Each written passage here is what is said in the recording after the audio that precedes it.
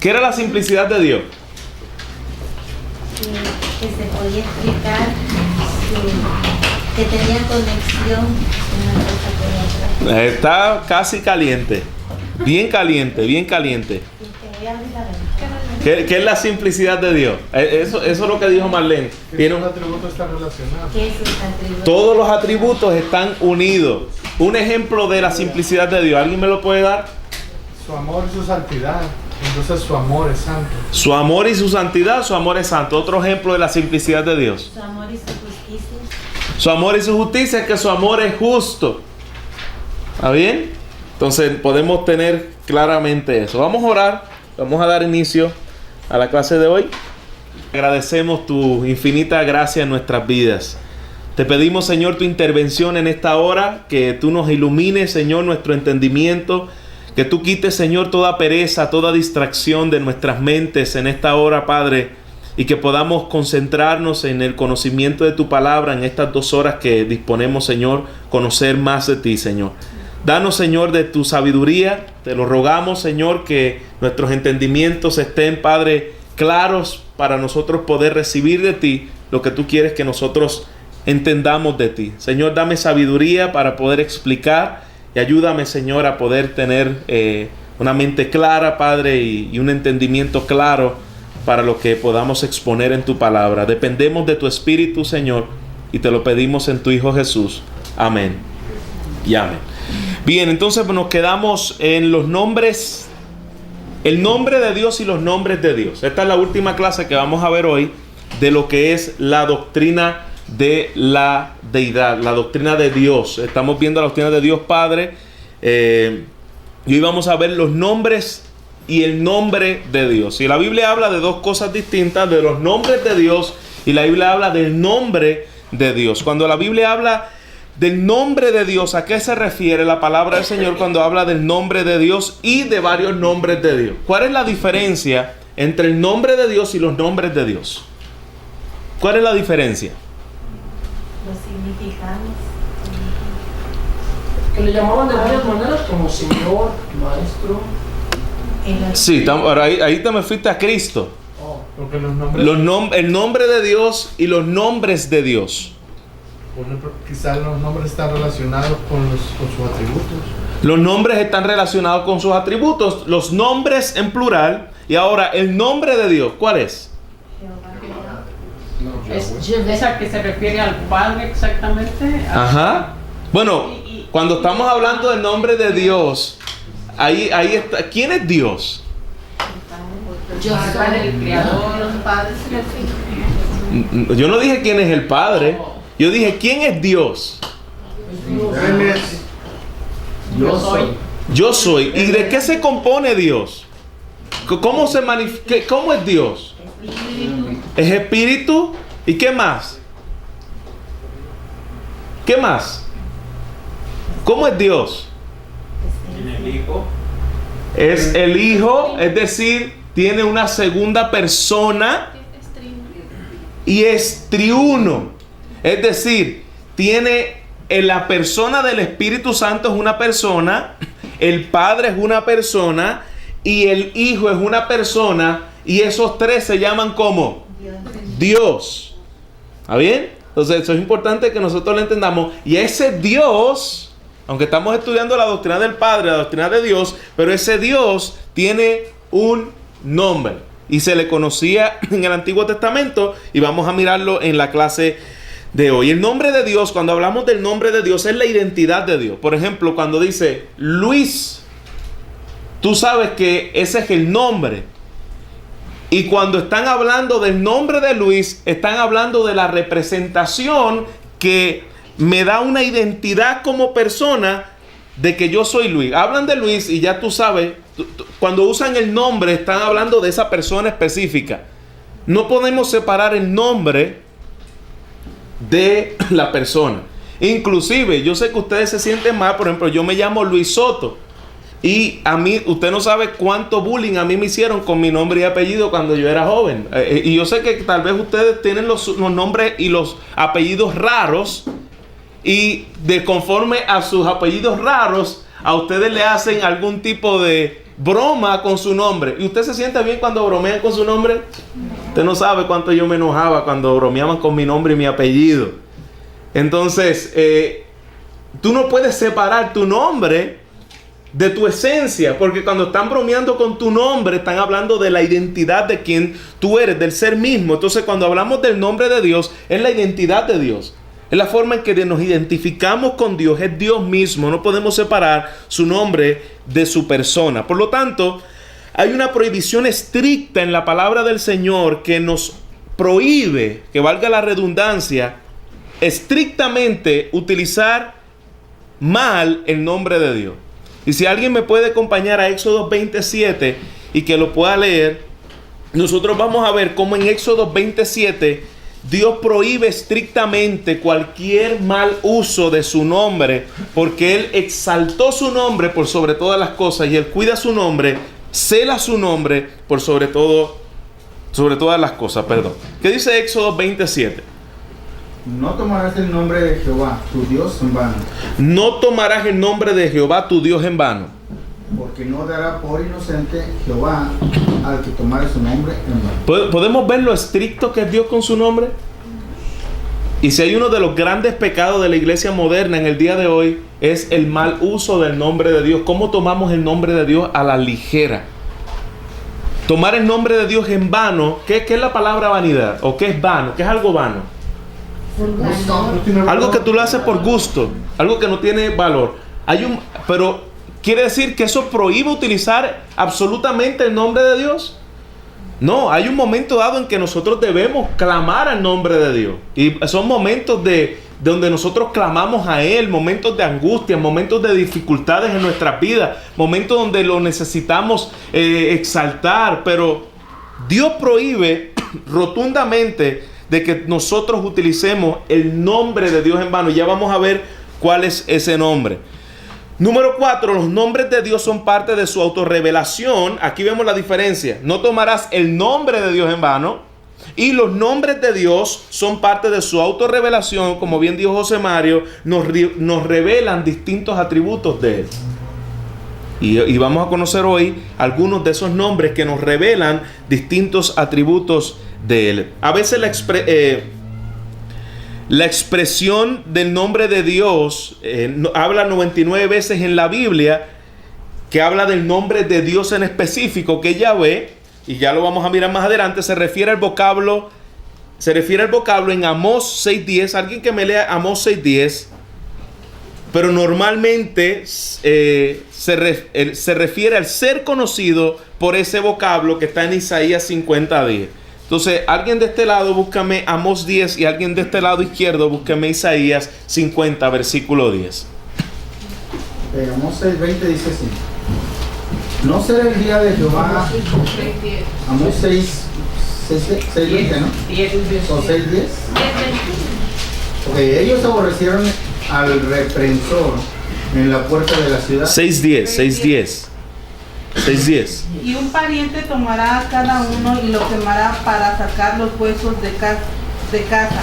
Y dirá al que estará en los rincones de la casa: ¿hay alguno contigo?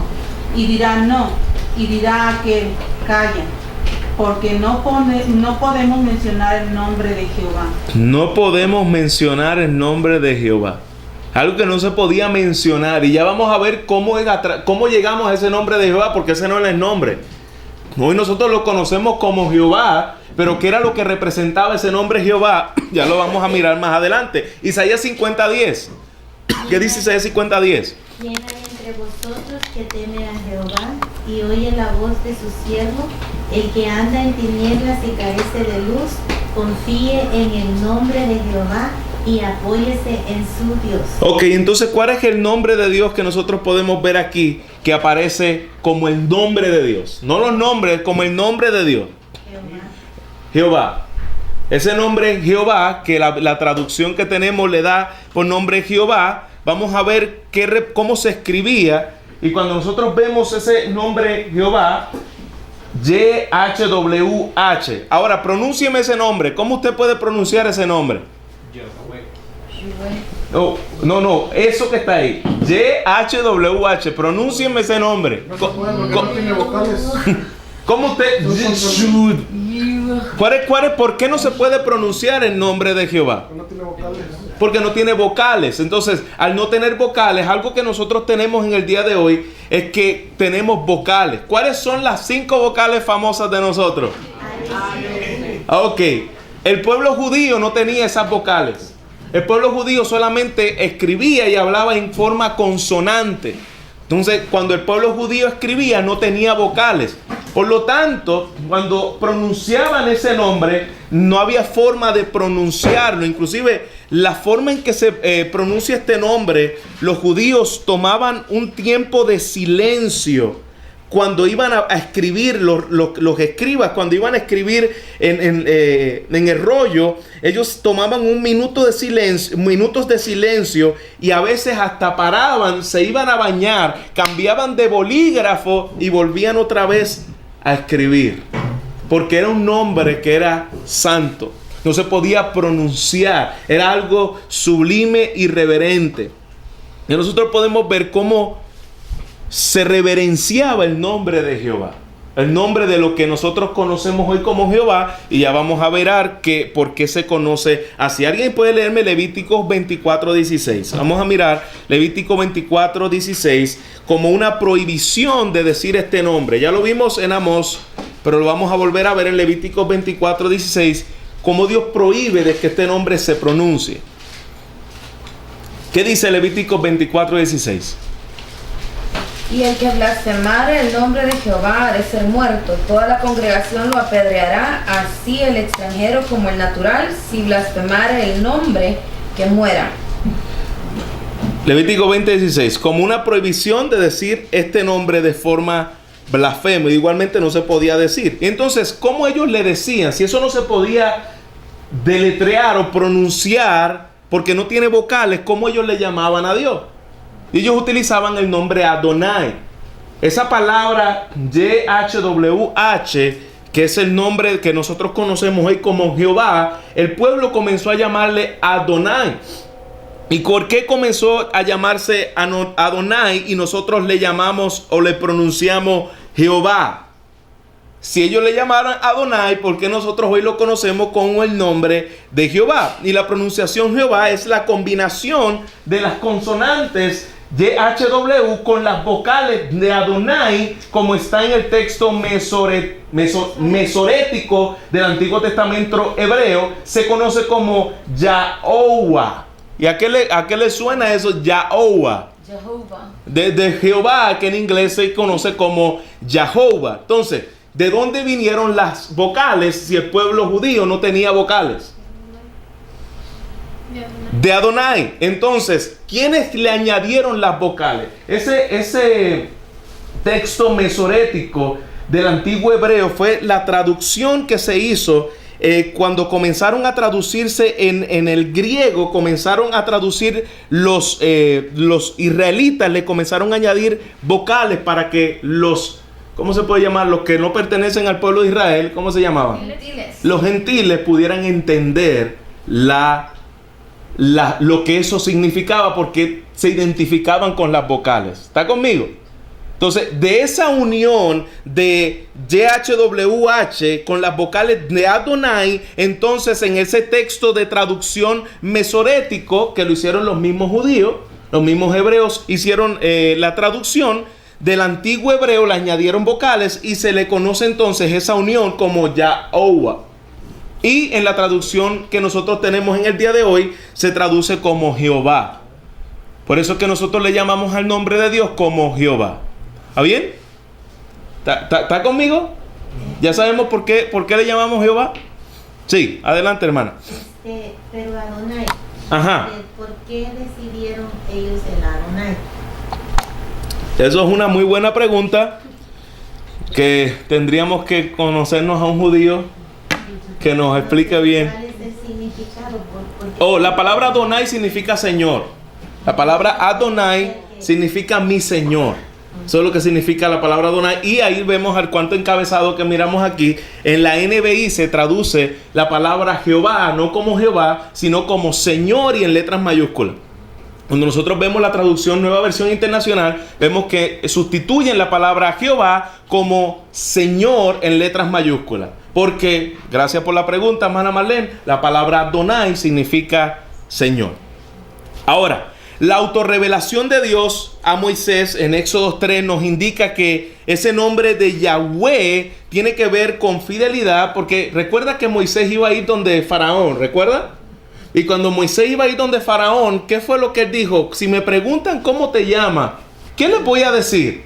¿Y cuál fue la respuesta que Dios le dijo a Moisés? Yo soy el que soy. Eso es lo que significa el nombre de Yahweh. Yo soy el que soy. Es decir, Dios es. La existencia de Dios siempre ha sido, Dios es, tiene que ver con la constancia, con la inmutabilidad, con la fidelidad de Dios a través de todas las generaciones. Entonces, ese es lo que significa ese nombre, el yo soy. ¿Está bien? Entonces, cuando vemos en Apocalipsis 1.4, alguien léame Apocalipsis 1.4, alguien léame Hebreos 13.8 o Juan 8.58. 13.8 y Juan 8.58 también. Apocalipsis 1.4 dice: Juan, a las 7 iglesias que están en Asia, gracia y paz a vosotros, del que es, y que era, y que ha de venir, y de los 7 espíritus que están delante de su trono. Del que es, del que era y del que ha de venir. ¿Quién le está hablando ahí? ¿Quién le escribe la carta a las 7 iglesias? Fue Juan. Qué bueno. Pero ¿de parte de quién? El Espíritu Santo. De Dios. No. ¿Quién le escribe a las iglesias? ¿Quién es el que te le está reprochando a las iglesias? Cristo. Cristo Jesús. Entonces, ¿quién es el que está diciendo el que es, el que eras, el que era y el que habría de venir? ¿Tú sabes lo que significa esa palabra? El que es, el que era y el que habría de venir. Yahweh. El yo soy, el que soy. Es decir, el que siempre ha existido, el que es, el que era y el que habría de venir. Juan 8.58. ¿Qué dice? De cierto digo que antes de que Abraham fuera, yo soy. De cierto, hermano, usted no sabe lo que significaba esas palabras para el pueblo judío. Lo que Jesús le está diciendo a ellos es: de cierto os digo, antes de que Abraham fuere, yo, Yahweh. Él pronunció el nombre, él dijo el nombre santo de Dios, el mismo que se le reveló a Moisés. El mismo que le dijo: ¿cómo le digo que me llamo? Yo soy el que soy. Jesús le estaba diciendo a ellos, por eso lo quisieron matar: yo soy el Dios que se le reveló a ustedes en la zarza. Yo soy el Dios en el cual se les reveló como el yo soy. Hermano, cuando Jesús le dijo eso, la gente, los fariseos que estaban allí, crujían los dientes contra él y lo querían matar literalmente. Porque él está diciendo: yo soy el que soy. Dijo el nombre de Dios. O sea que está hablando que Él es el mismo Dios. Él es Dios, exacto. O sea, como los testigos cuando ponen de Dios. Ajá. Es una persona diferente, pero ahí está mostrando que... Ahí está mostrando que él está diciendo: yo soy Dios. Antes de que Abraham fuese, yo soy. Ya estaba con él. Exacto, yo soy el Dios con el Padre. Porque otra vez repetimos: ¿quién es Dios? No, dígamelo bien descrito. ¿Quién es Dios? Padre, Hijo y Espíritu Santo. La persona del Padre es Dios, la persona del Hijo es Dios y la persona del Espíritu Santo es Dios. Y eso lo vimos en la clase de la Trinidad. Entonces, él está diciendo: yo soy el que soy. ¿Alguien tiene Hebreos 13:8? Jesucristo es el mismo ayer y hoy y por los siglos. Jesucristo es el mismo ayer, hoy y por los siglos. ¿Qué significa eso? Yahweh. Yo soy el que soy. Entonces eso lo vemos claramente. Ahora, ya hemos dicho el nombre de Dios en forma de repaso. El nombre habla de su persona. ¿Quién es su persona? Y ahora vamos a ver otro nombre que se aparece unas 2570 veces en toda la Biblia, mayormente en el Antiguo Testamento, y es el nombre Elohim. Es el nombre Elohim, es el nombre que también se le da a Dios en Génesis 1:1. Hagamos es un nombre plural, ese nombre Elohim es un nombre plural de la majestad de Dios, que frecuentemente es traducido también como Dios, ese nombre Elohim. Ahora, los nombres de Dios se componen a partir de este nombre Elohim. Los nombres de Dios se componen a partir de este nombre Elohim. Por ejemplo, ¿cuántos hemos escuchado el Shaddai? ¿Cuáles son las primeras letras de él? ¿De dónde viene él? Elohim, de Dios, del nombre de Dios. El Shaddai, ¿qué significa Shaddai? ¿Qué significa el Shaddai? El Dios, Shaddai, todopoderoso. Entonces los nombres que nosotros vemos de Dios se componen del nombre Elohim. ¿Está conmigo? ¿Sí? Entonces el Elión, ¿qué significa? El Altísimo. Ese es uno de los nombres de Dios. Génesis 4:18. Él, está hablando de Dios, el León Altísimo. ¿Qué significa el Elión? No. Él, ¿qué significa él? Dios Altísimo. Él, el nombre de Dios Altísimo. El Olam. Génesis 21:23. El Olam, es decir, el Dios eterno. Génesis 21:23. El Olam, Dios eterno. ¿Y por qué nosotros vemos que se le daba estos nombres a Dios? ¿Qué representaban estos nombres? Ya yo lo dije. Lo estoy preguntando porque ya lo dije. ¿Qué representaban estos nombres? Los atributos de Dios. Los atributos de Dios. Por ejemplo, en un momento dado, Dios se le revela. ¿A quién Dios se le revela en Génesis 17:1 como el Shaddai? ¿A quién? ¿A quién fue que se le reveló como el Shaddai? ¿O quién fue que le nombró el Shaddai? Abraham. ¿Por qué se le reveló a Abraham como el Shaddai? ¿Qué significa el Shaddai? El Dios Todopoderoso. Es decir, el Dios Todopoderoso es el Dios autosuficiente, autosustentable, el Dios que no necesita la ayuda de nadie. Cuando Dios se le revela a Abraham como el Shaddai, ¿cuál era la circunstancia que estaba enfrentando, viviendo Abraham? ¿Por qué se le reveló así a Abraham? El sacrificio de Isaac no era ese, que se iba a proveer de un cordero. El sacrificio de Isaac o el nacimiento de Isaac, mayormente antes del sacrificio.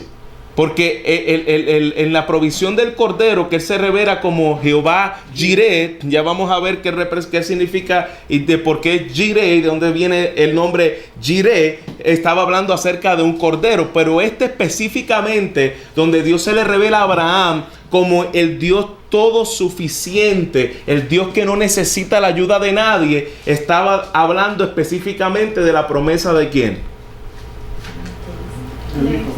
¿De qué hijo? Jesucristo. No. Isaac.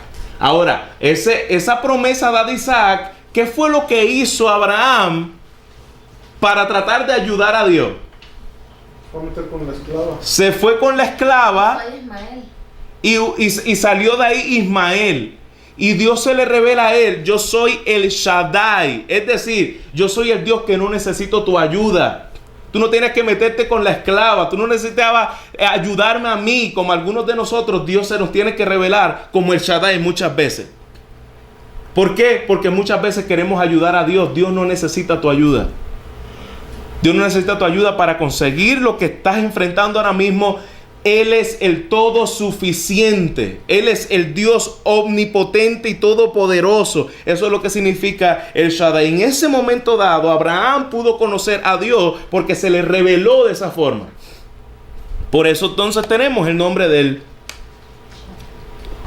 Shaddai. Y cada uno de estos nombres tienen una representación específica. ¿A quién se le reveló como el Roy? ¿A quién? El Dios que ve. ¿A quién se le reveló en la Biblia como el Roy? Yo voy a tener que dar Génesis urgentemente aquí. ¿A quién se le reveló a Dios como el Roy? Al Dios que ve. ¿Quién es la que quedó abandonada en el desierto? Agar. Cuando Dios se le revela a Agar, le dice, Él es el Dios que me ve, el Dios que se preocupa por mí, el Dios que tiene cuidado de mí, el Dios que no me va a desamparar. El Dios que ve, así se le reveló a Agar. Ahora bien, volvemos otra vez al nombre de Dios. El nombre, ya lo miramos, se conoce como Yahweh, el yo soy, el que vimos en Éxodo 6:3. Y aparece este nombre dijimos, ¿qué significa esa palabra Yahweh? Yo soy. Pero, ¿y qué significa yo soy? Yo soy el que soy. ¿Qué es eso? ¿Qué dijimos? Dijimos 3 palabras. No, esa no era. Dijimos 3 palabras de lo que representaba el yo soy. El que es, el que era y el que habría de venir, es decir, el Dios que sustenta todas las cosas, el Dios es que es fiel con su creación, el Dios que nos cuida. Eso es lo que significa el yo soy. Y dijimos ya que traducido la unión de Yahweh y Adonai es lo que nosotros conocemos como la traducción de Jehová, que a veces aparece como Señor. Y ahora, nombres compuestos de Jehová. Nombres compuestos de Jehová, de la traducción que se dio como Jehová. Vemos Jehová Jireh. Eso ustedes no han escuchado. Mayormente los que vienen del movimiento de la prosperidad, con este nombre le han sacado dinero por un tubo y 7 llaves. Jehová Jireh, Él te va a proveer, solo tú tienes que sembrar. Te dicen por ahí, ¿no? ¿Y qué tú tienes que sembrar para que Él provea? Bueno, para que Jehová Jireh, ¿qué? ¿Cuál era el contexto que Jehová proveyó aquí? ¿Dinero? ¿Carro? Jehová proveería ¿de qué? De cordero. Jehová, bueno, no tanto de cordero, porque no fue un cordero lo que proveyó allí, fue un carnero que tiene cuerno. Pero ese fue el sustituto que estaba enredado, recuerden, las ramas de aquella del arbusto. Allí Él proveyó, porque quien iba a morir en aquel lugar, ¿quién era? Isaac. Entonces vemos que el Jehová Jireh no es que en aquel momento Jehová se iba a proveer de un sustituto, Jehová se iba a proveer de un cordero, Jehová se iba a proveer de aquello que se necesitaba en aquel momento, un cuadro de Cristo. Pero ¿cómo malinterpretamos esto? Jehová proveerá y Jehová, claro está, pastor, y nosotros podemos confiar en que Dios nos va a sustentar y que Dios tiene cuidado de nosotros. Claro que sí. Claro que sí. Nosotros podemos confiar en que Él no deja justo desamparado ni simiente que mendigue pan. Claro que sí. Él cuida de sus hijos. Él provee a sus hijos. Pero esto no es una promesa para extorsionarlo, como lo hacen muchas iglesias por ahí, para decir, ya ves, Jehová es quien te provee, Jehová es quien te da, sacando el contexto de lo que esto representa. Nosotros estamos hoy claramente, como dice Efesios en su palabra, hemos sido bendecidos con toda bendición espiritual. ¿En quién? En Cristo. Él me proveyó todo lo que yo necesito. Él es mi sustento, aún en medio de mi escasez. Él es mi gozo en medio de mi tristeza. Él es mi paz en medio de mi tribulación. Entonces Él me proveyó Él me proveyó de cordero. Él me proveyó de sustituto. Jehová Nisi, el Señor es mi estandarte. Son los nombres de Dios. Vimos los primeros nombres que provienen del vocablo del nombre de Dios, que ¿cómo se llama? No, Elohim. Y ahí vimos que estaba el Shaddai, el exactamente. Hoy no lo estoy perdonando. Quiero que ustedes tengan las mentes conmigo aquí, para que nosotros repasemos lo que estamos entendiendo y si realmente lo estamos entendiendo. Jehová Nisi, el Señor es mi estandarte, o el Señor pelea por mí. Y cada nombre de Dios se lo reveló en momentos específicos en el cual el pueblo se le estaba revelando el Señor. Recuerda que en ningún lugar Dios le plació darse a conocer. En Israel Él se estaba dando a conocer en sus atributos y en su carácter, y por eso se revela conforme a estas características y se le da este tipo de nombre. Jehová Shalom, príncipe de paz. El Señor es mi paz, es lo que significa Jehová Shalom. Jehová Sabaoth, Señor de los ejércitos, es su nombre. Y se le conoce Señor de los ejércitos, y lo que está traducido en nuestra Reina Valera dice Jehová de los ejércitos es su nombre. Y Jehová Rafa, el Señor que sana, Dios que sana, Él es mi sanador. Jehová Rafa. Y en un momento dado, Éxodo 15:26, se le reveló así a este pueblo. Ya hemos dicho que el nombre de Dios, en el caso de Yahweh o Jehová, se rehusaban utilizar ese nombre. Ya lo dije, lo vuelvo a repetir. Los escribas, cuando copiaban el Antiguo Testamento, al llegar al nombre se detenían. Y claro, esto tal vez es una exageración a lo que realmente Dios demandaba de nosotros, más obediencia que este tipo de cosas. Pero ellos se detenían, se bañaban y recomenzaban otra vez con un lapicero nuevo, porque el nombre de Dios era santo. Dice el Salmo 138, versículo 2: has puesto tu nombre, y tu palabra por encima de todas las cosas. Él puso su nombre y su palabra por encima de todas las cosas. Dios es celoso con su nombre. Recuerde esto: si el hombre no tiene recordatorios continuos e impresionantes acerca de la santidad de Dios, él terminará usando, y eso aquí hemos caído todos los que estamos aquí, terminaremos usando el nombre de Dios en vano, y terminará trivializando la presencia de Dios. Una de mis luchas con los hermanos y con algunos de nosotros es esto: cuidemos el nombre de Dios, que lo estemos trivializando en nuestra boca. Y aquí en Estados Unidos de América eso es una plaga. Oh my God, por cuánta cosa hay. Se te cayó algo, oh my God. Eso es utilizar el nombre de Dios en vano.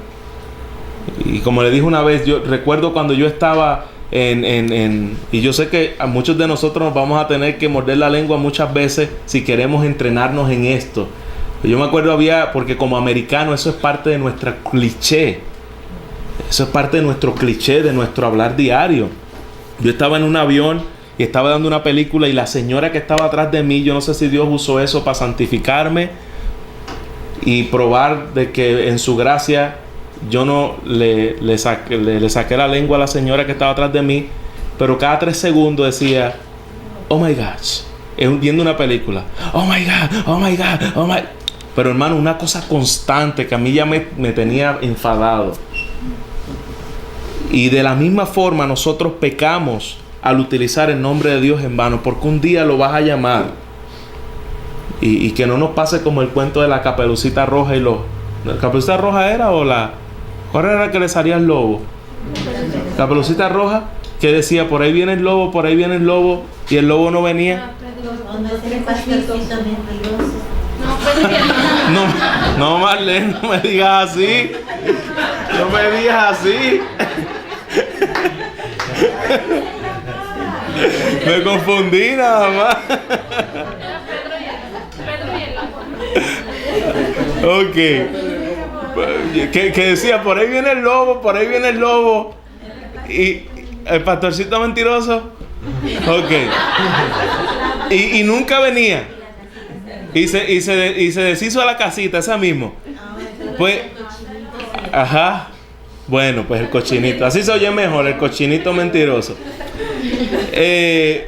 Bueno, el asunto es que vamos a tener un momento dado en que nosotros vamos a anhelar el nombre del Señor y lo vamos a necesitar. Y vamos a clamar ese nombre, y ese nombre queremos que sea santificado y que no lo tomemos trivialmente, usándolo en cosas que no son Él. Cuando tú estás diciendo, oh Dios mío, tú no estás pensando en el nombre de Dios. Cuando se dice en inglés, ¿no? Y a veces nosotros también lo hemos tomado en el día de hoy igualmente en español.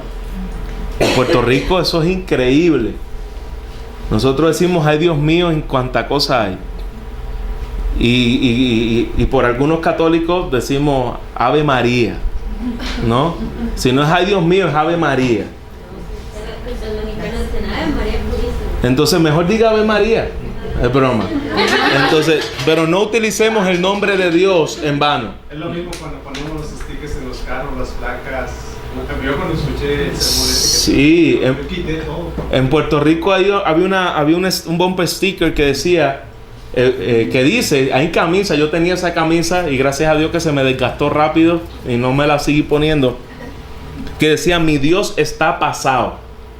Y habían bumper stickers, ¿tú te acuerdas de eso yo? Mi Dios está pasado. La palabra pasado quiere decir, mi Dios es algo pasado. En Puerto Rico se usa mucho. Esto está pasado. Entonces como algo excede, esto está tremendo. Entonces, pero trivializamos el nombre de Dios con cosas como esta.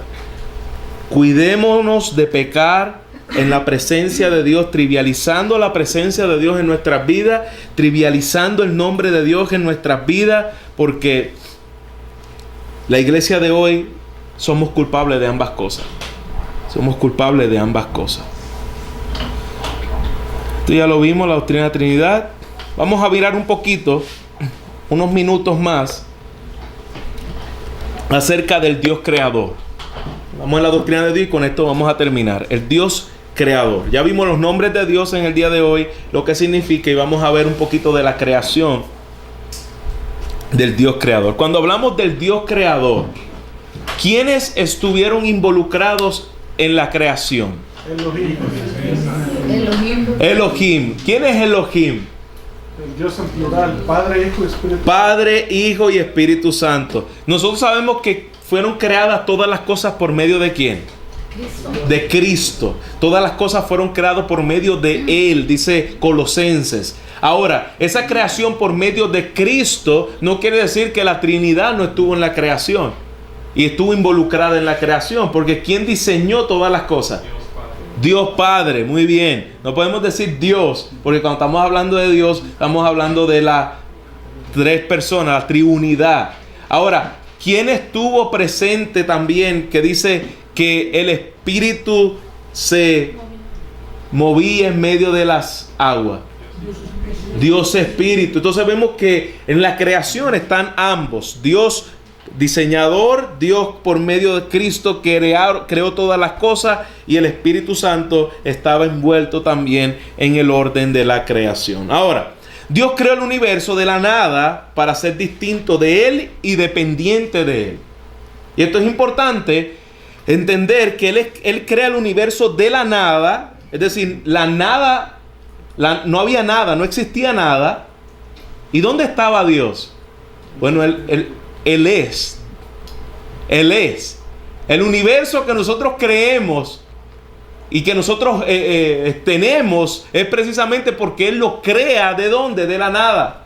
Él de la nada crea el universo. ¿Y por qué es importante aclarar de que Él crea de la nada?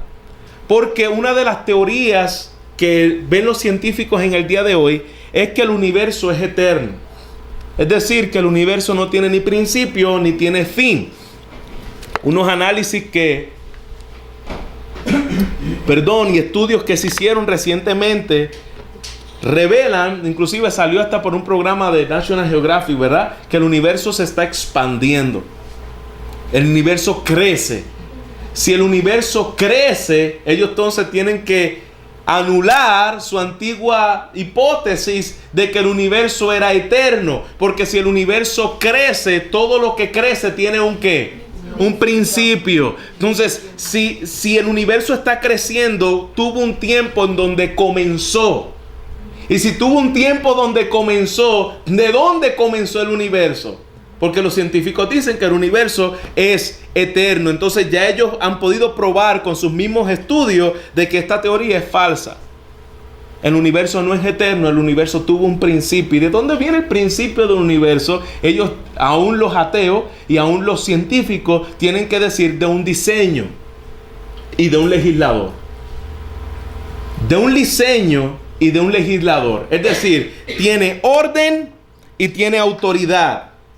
¿Y eso lo creen aún los científicos del pasado y del presente? Absolutamente sí. Los que se llaman ateos, absolutamente sí. Pero el asunto es que ellos no saben cómo decirte de dónde viene el orden de diseño, de dónde viene la legislación de todo esto. Y Tomás de Aquino trató de reconciliar esto en el tiempo pasado y él decía, ok, al que tú le llamas diseño y al que tú le llamas creador, legislador, el pueblo de Israel le llamó Jehová. Se trató un conflicto en aquel tiempo con aquellos que afirmaban, él tiene existencia, hay un diseño detrás, hay un legislador detrás. Tomás de Aquino decía, ese se llama Dios. Ese se llama Dios. Dios entonces crea el universo, es decir, ex nihilo, lo que nos dice la palabra, y esto no significa que no hubiera causa del universo, sino que Dios lo creó sin utilizar la materia prima. Dios no utilizó algo para crear. Léame Hebreos, por favor, 11, versículo 3. Vamos a ver qué significa ex nihilo, cuando Él creó el universo.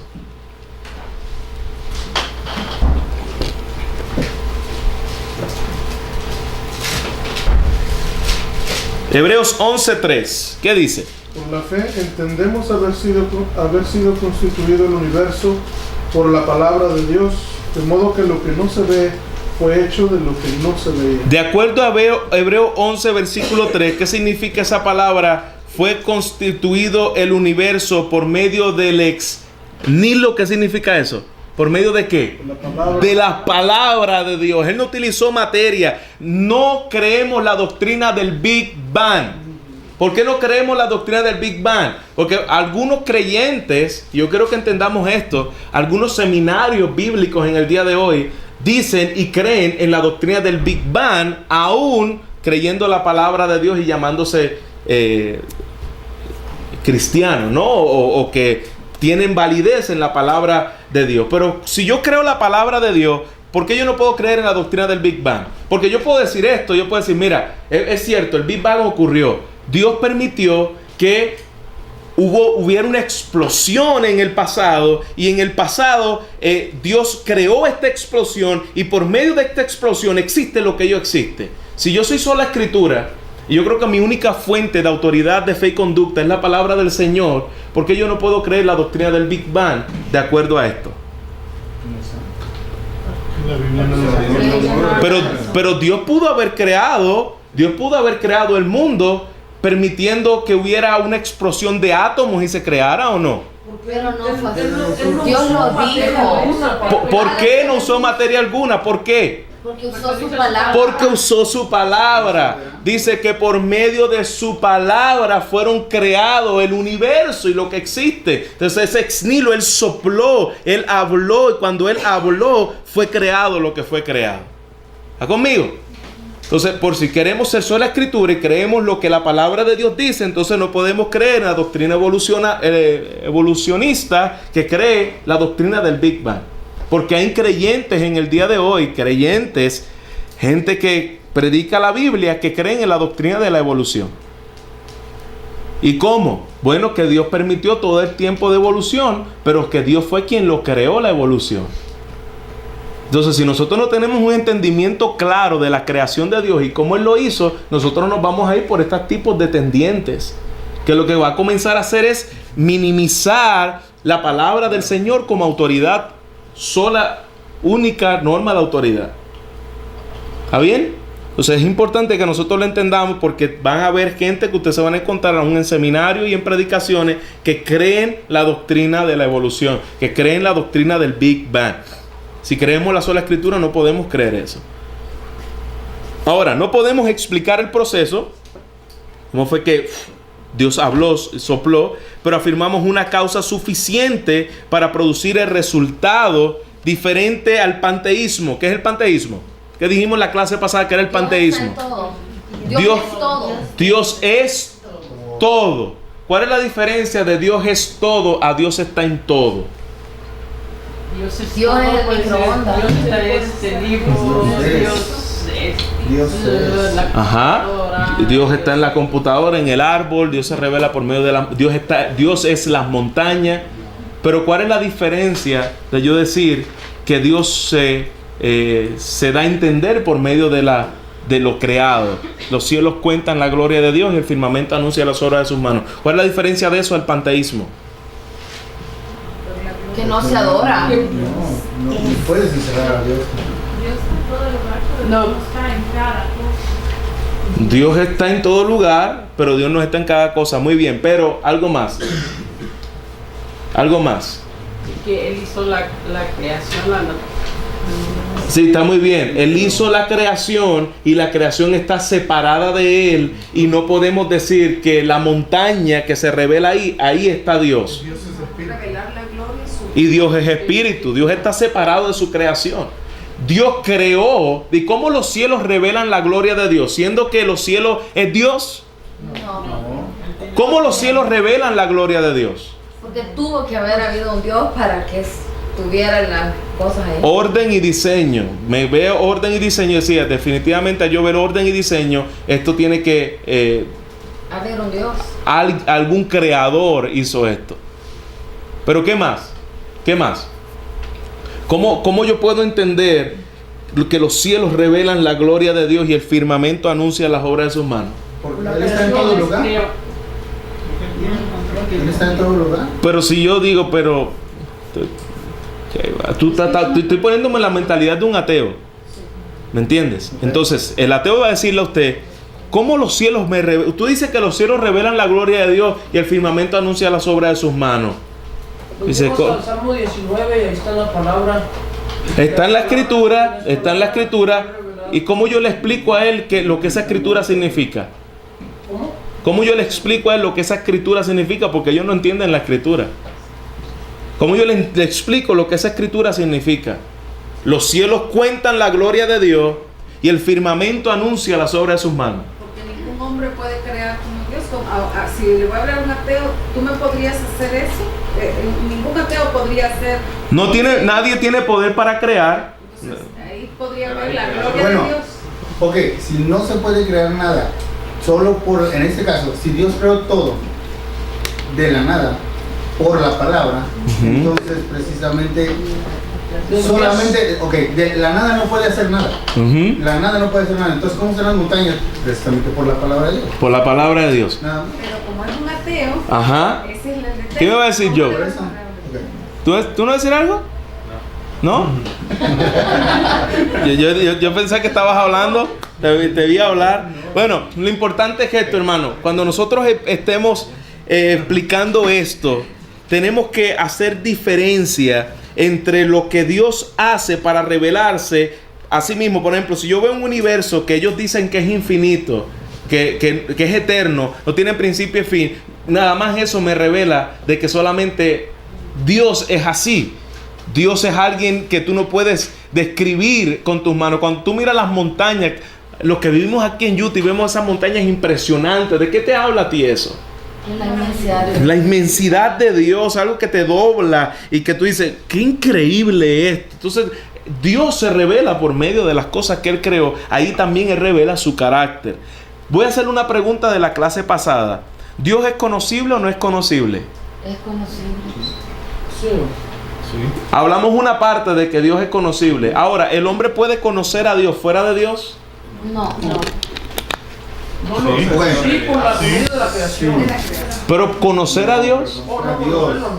Ajá. Puedes saber que existe un Dios, pero no puedes conocer a Dios fuera de Dios. Entonces, Dios es conocible, sí, pero a menos que Dios se te revele a ti mismo, tú no lo puedes conocer. ¿Está bien? Ambas cosas. Ambas cosas.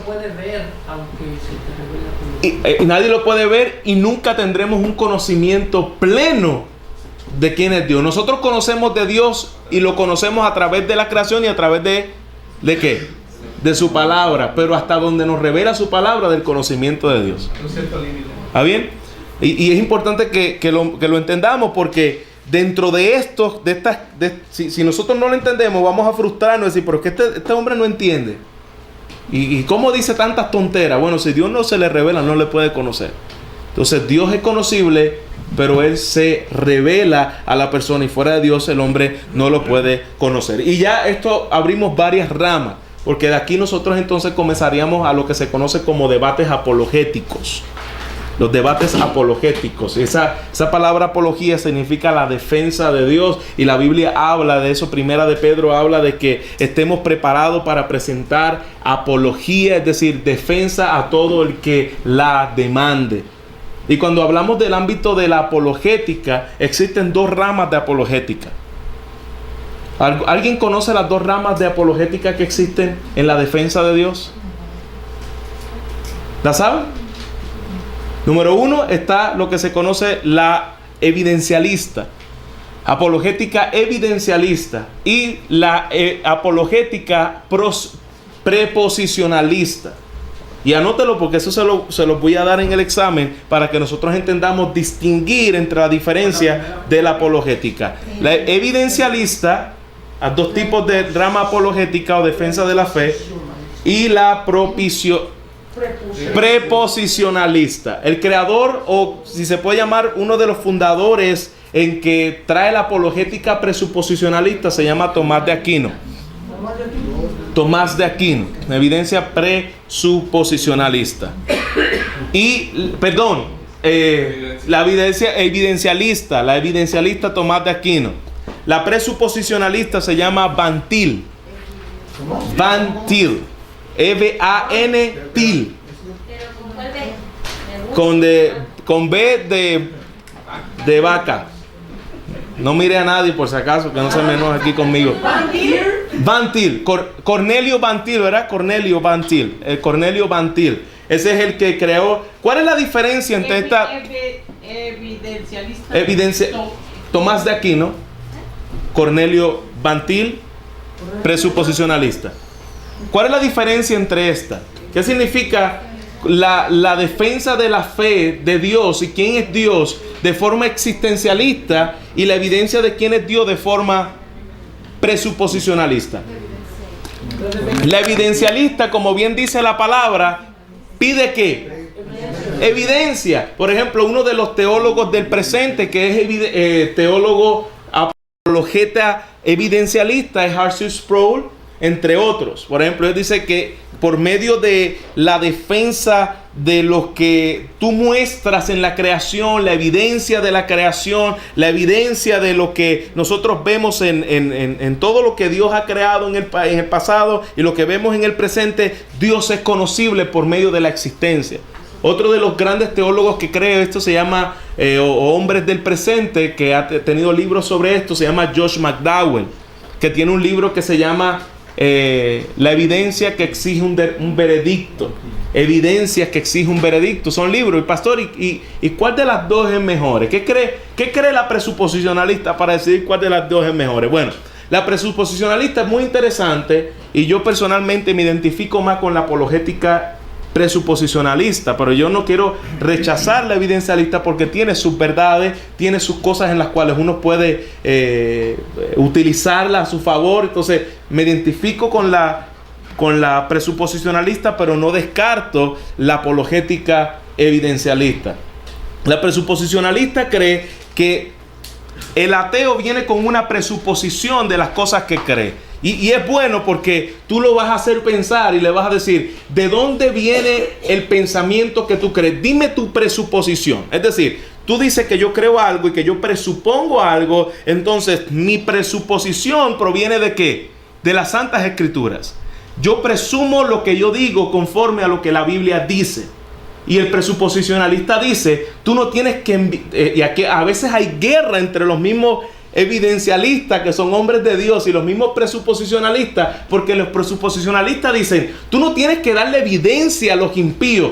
Dios no está en la silla de los acusados, somos nosotros. Por lo tanto, el quien tiene que pedirnos a nosotros cuenta se llama Dios. Nosotros no tenemos que darle evidencia al impío. No sentemos a Dios en la silla de los acusados, dicen los presuposicionalistas. Entonces tienen su fortaleza en decir, vamos a llevar al impío a la palabra. No llevemos la palabra o las evidencias que los impíos están pidiendo, sino que lo llevemos a la palabra. Por eso me identifico más con la apologética presuposicionalista, porque yo tengo que escuchar la primera premisa de los ateos. Por ejemplo, ¿por qué crees lo que crees? Bueno, yo creo lo que creo porque, por ejemplo, el mundo fue creado hace billones de años, ¿ok? Esa es tu presuposición. Tú tienes que tener más fe que yo. Porque yo creo en una Biblia que lleva tal vez aproximadamente entre periodos de tiempo unos 6,000 años. Y tú me estás hablando de billones de años. Yo todavía tengo aún evidencia histórica, aún como presuposicional, de nosotros poder tener una defensa lógica. Pero tú me estás hablando de billones de años. ¿Cómo yo voy a comprobar algo de billones de años? De acuerdo a tu presuposición y de acuerdo a mi presuposición, ¿cuál tiene más orden lógico? 6,000 años. Claro. ¿Billones de años o 6,000 años? Entonces tú me dices que tú no quieres creer algo por causa de que yo no tengo evidencia, pero ¿cómo yo voy a creer algo que tú crees de hace billones de años que tú tampoco tienes evidencia? De acuerdo a mi presuposición, y nosotros, eso es algo, hay un debate muy bueno, búsquelo, de Van Til, del presuposicionalista, creo que está traducido al español, es largo, pero muy bueno, donde presenta la defensa de una forma muy clara acerca de estos tipos de temas con ateos. Muy bueno. A mí me gustan más los debates presuposicionales que los debates evidencialistas. Inclusive, he visto quedar mucho mejor a los apologistas presuposicionales en debates que a los apologistas evidencialistas en debate. ¿Por qué? Porque tú los encierras en las escrituras. Y hay más posibilidades de que Dios pueda alcanzar a un hombre por medio de la apologética presuposicionalista que de la evidencialista. Porque al hombre tú le puedes, ya se me está saliendo lo que soy, ¿no? Al hombre tú le puedes poner todas las evidencias de frente. Y hermano, no va a creer. Tú puedes tener todos los milagros del mundo. Recuerda cuando Lázaro le dijo, déjame por lo menos predicarle a mi familia para que cuando vean que yo estoy vivo, ellos crean. ¿Y qué le dijo? ¿Qué le dijo? Un muerto se levante. ¿Ah? Porque un muerto se levante, pero ¿tienen a quién? A los profetas y a la ley tienen. Si no creen a la ley y a los profetas, aunque se levante todo el cementerio, ustedes no van a creer. Entonces es por medio de la palabra del Señor. Escucha la palabra del Señor. Bueno, Pastor, sí. en mi ignorancia, en una palabra, ¿cómo le pondré aquí? De los preposicionalistas. Presuposicionalistas basan su defensa en las escrituras. ¿Pero es presuposicionalistas o preposicionalistas? No, prepo no. Deja prepo quieto. Prepu, ya me confundiste tú. Dijo de dos maneras diferentes. Presuposicionalista. De presunción o presumir. Presuponer. Nomás me faltó su. Ok, vamos a cerrar rapidito. El propósito entonces, empecé a hablar de la creación y terminé en los debates apologéticos.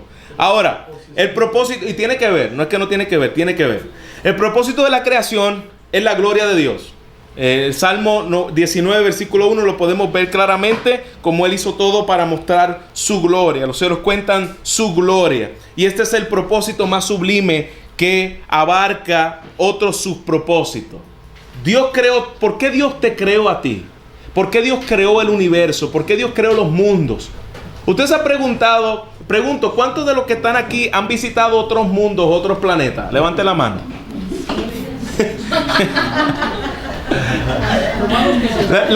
La pregunta es, si ninguno de los que está aquí ha visitado otros planetas ni tiene la posibilidad de visitarlo, ¿para qué Dios los creó? ¿Para ti o para Él? Para su gloria.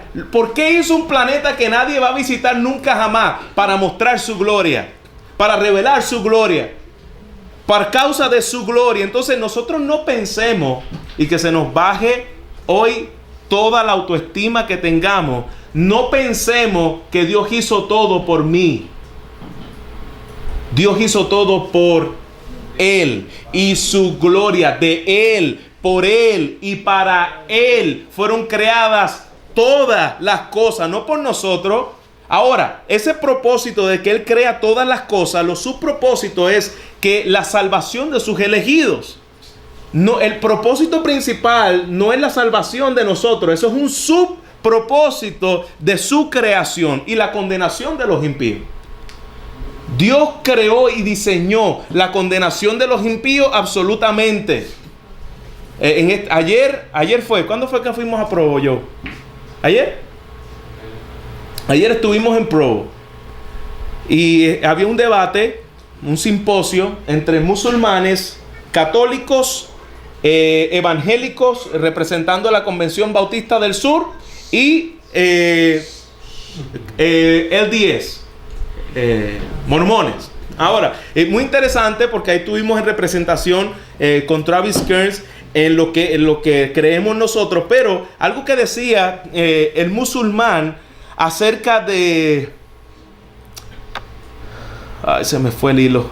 El cielo y el infierno. Se trataba acerca del cielo y del infierno, pero acerca de... Se me fue lo que tenía. Me distraigo fácilmente. Entonces, bueno, la salvación de los elegidos, a ver si me llega otra vez. La condenación de los impíos. Ok, aquí está, ya me llegó. Llegó un email del cielo. Entonces, la salvación de los elegidos y la condenación de los impíos. Donde nosotros a veces pensamos que el impío llega al infierno porque llegó solito. Y eso es lo que decía el musulmán. Y creo que el católico le siguió la carreta. Le dijo, el impío nunca llega al infierno, el hombre nunca llega al infierno porque Dios lo envía allí. El hombre llega al infierno porque escogió ese camino. Y pareciera que ustedes están a punto de decir un amén. No lo diga. Porque cuando nosotros vemos en la palabra del Señor, dice que quien tiene potestad para echar tu alma al infierno, ¿quién es? No dice que el hombre se echó al infierno solo. La Biblia dice que Él lo echó allí. ¿Y por qué por qué Dios lo echó allí? ¿Por qué Dios creó el infierno y los echará allí? Él tiene potestad para echarlo allí. ¿Para qué Dios creó el infierno? ¿Para qué? Para mostrar ¿qué? Su gloria.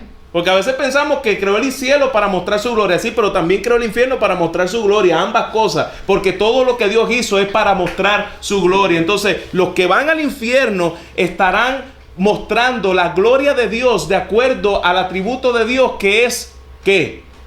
Dígalo. No. El atributo de Dios que es... No. Justo. Airado. Dios es justo y airado y creó el infierno para mostrar su gloria, y allí estarán por la eternidad diciendo: Dios es justo, Dios es justo, Dios es justo. Entonces podemos ver que ambas cosas las creó. El impío dice que lo creó para eso, para mostrar su gloria también. A los salvos para mostrar su gloria por medio de ¿qué? Dígalo fuerte. De su gracia, de la gracia del Señor. Yo empiezo enseñando y termino predicando. Ya me voy a calmar. Suave. Es un estudio, pastor. Es un estudio. Está bien. Me acordé ahora. Para una criatura, autoglorificación sería presunción y egoísmo. Para una criatura, autoglorificarse sería como tú eres egoísta. Y eso es lo que dicen algunos ateos. Es que Dios es egoísta. Todo lo quiere para Él. Pero ¿para quién más se lo va a dar? ¿Quién es el único santo? Él no puede compartir su gloria con nadie, pero para Dios es una necesidad, siendo Él el propósito más sublime posible. Es Él mismo. Gloria a Dios que hace todo para su gloria, porque eso me beneficia a mí. Es una bendición para sus criaturas. Aún la redención se describe como una nueva creación, y en el cielo nuevo y la tierra nueva, y dice que esta tierra está gimiendo por redención. Y la creación y la recreación se fusionan en una sola realidad, y el cielo y la tierra se fusionan en una sola realidad, y que al final nosotros vamos a ver que la Jerusalén que baja del cielo, el cielo es el lugar donde está Cristo. Más que un espacio, porque el primer cielo pasará, las primeras cosas pasarán, pero estaremos eternamente con Él. Eso es lo que se convierte en cielo. Fin de la clase de hoy. ¿Preguntas? Me extendí un poquito, son las 17, ya que empecé un poquito tarde también. Entonces la tierra y el cielo pasarán, dice, ¿no? Ajá. Hay otro cielo nuevo. Cielo nuevo y tierra nueva. Pero que bajan de allá. Que bajan de allá. Entonces allá las tiene ya. No que bajan de allá, porque esta tierra va a ser recreada, como vimos. Regenerada. Está pidiendo redención esta tierra. Cuando lleguemos a la clase de escatología vamos a